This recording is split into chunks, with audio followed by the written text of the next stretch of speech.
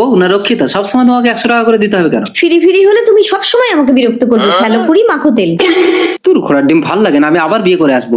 প্রথম এসো মধু। মিতা, প্রথম তুমি তো টাকা ছাড়া কিছুই চেনো না, তোমাকে প্রতিদিন 100 টাকা করে দিয়ে দেবো। বিছানা ছাড়ো, আমরা সব চলো সত্যি সত্যি যাও। আরে বেরো। কেমন মধু? না, তুমি জানো না সোহাগ রাতে বউকে উপহার দিতে হয়। ও আচ্ছা ঠিক আছে, এই নাও আমার মোবাইলটা তোমাকে দিলাম। সেই পুরানো ফোন আমি নেব না, আমাকে নতুন আইফোন দিতে হবে। আচ্ছা ঠিক আছে, দেবো চলো।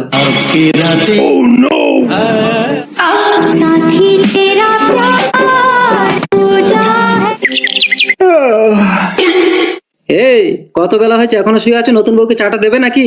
দিচ্ছি। যাও চা করে দাও। ছোট চা।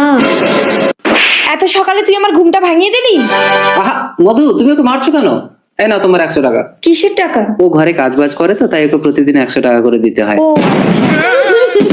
ছাড়ো, নিতে হবে না। এই আমি তো তোমাকে সবকিছু দিলাম, এবার তোমার সবকিছু আমাকে দাও। আচ্ছা বলো কি চাও তুমি? তোমার অ্যাকাউন্টে যত টাকা আছে সব আমার অ্যাকাউন্টে ট্রান্সফার করে দাও। ও তো প্রতিদিন 100 টাকা করে চাইতো, আর এই তো পুরো অ্যাকাউন্টটাই খালি করে দিতে বলছে। ঠিক আছে দিচ্ছি, দেখো গেছে। ঠিক আছে তো? ঠিক আছে।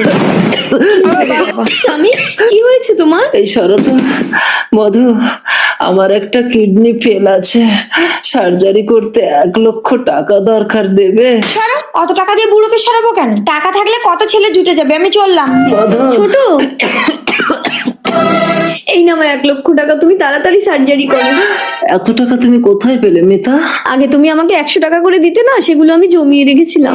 আমার কিচ্ছু হয়নি মিতা, তুমি তো প্রতিদিন মাত্র 100 টাকা করে চাইতে, আর ওর সীমাহীন চাহিদা আমি কোনোদিনও পূরণ করতে পারতাম না, তাই বুঝতে পেরে প্ল্যান করে ওকে তাড়ালাম। কপালে যতটুকু থাকে ততটুকুতেই সন্তুষ্ট হতে হয়।